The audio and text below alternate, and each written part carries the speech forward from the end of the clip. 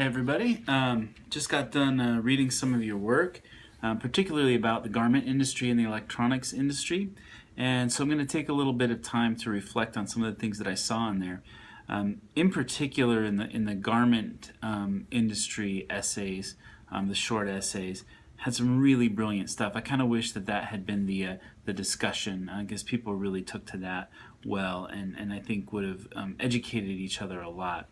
I think there was a lot of good stuff going on in the electronics industry one too, in relationship to that provocative Rage Against the Machine video, Bullet in Your Head. And that's meant to be a little bit shocking, right? So, because we're talking about some pretty serious things.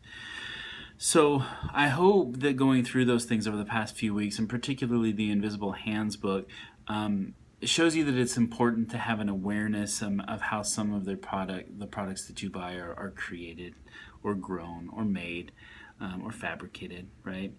We need to find a balance between the good that is the opportunity for workers abroad, and the bad that is the exploitation of those workers. So what is the minimum level in terms of humanitarianism and human rights that companies should provide to their workers? There's ample evidence that there's a lot of companies out there that are not providing adequate services and reasonable working hours and enough pay for people not to be stuck in an endless cycle of poverty.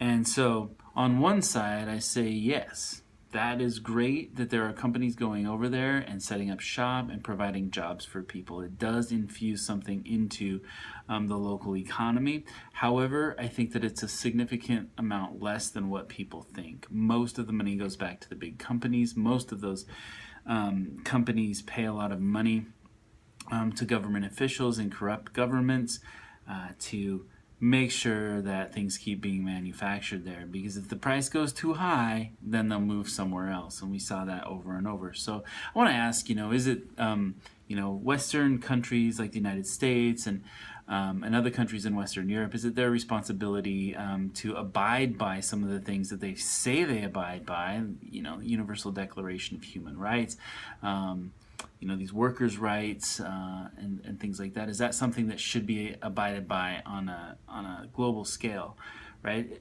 We don't have to have everything made in the USA for things to be ethically made, but maybe if we bump up, if we took on a little bit larger, a little bit higher price, could that provide people with just that, that level that would make them upwardly mobile if they work hard, right? And I think that that's what people worldwide should be afforded, that, but not a job where they get paid, $1 a day or $2 a day and are just stuck in this endless cycle of poverty, which basically amounts to slavery, right? So there's got to be some sort of a balance if you're the type of person that says, hey, we're providing jobs for those people. Well, what kind of job is it? And if are you proud of providing essentially a slave-like condition to somebody by buying those products?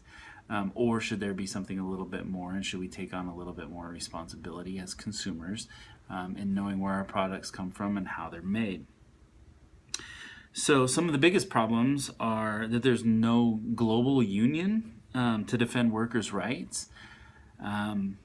Unions and regulations seem to get a lot of bad press these days, particularly in the presidential administration that we've got right now. But it's something to take into account, that unions and regulations are things that have protected the environment and protected people, and eventually led to a higher standard of living and a higher standard of working here in the United States, that because it is more expensive, things have been pushed abroad, right? But it's important to think about, are we global citizens, or are we just citizens of our state, or are we just citizens of our country? We need to think very carefully about that as we move forward. What is our personal responsibility in a global community? That's the question we're asking in this class. I'll give you one quick example.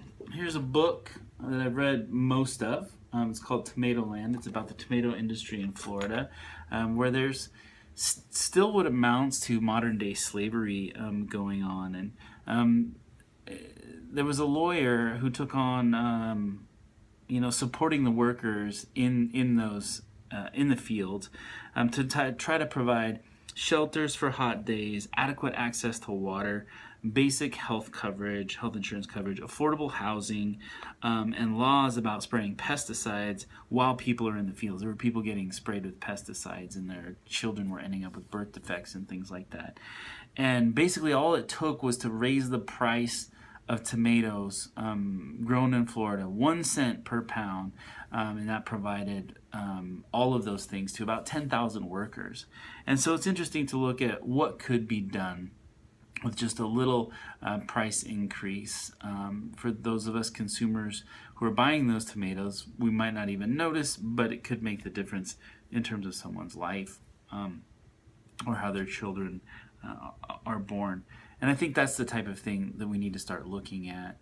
Where are the subsistence level jobs that people just cannot get out of a cycle of complete poverty and essentially modern day slavery? Keep that in mind, and I'm going to do a couple more recordings about a couple more things, but I don't want this one to get too long. So see you in a sec.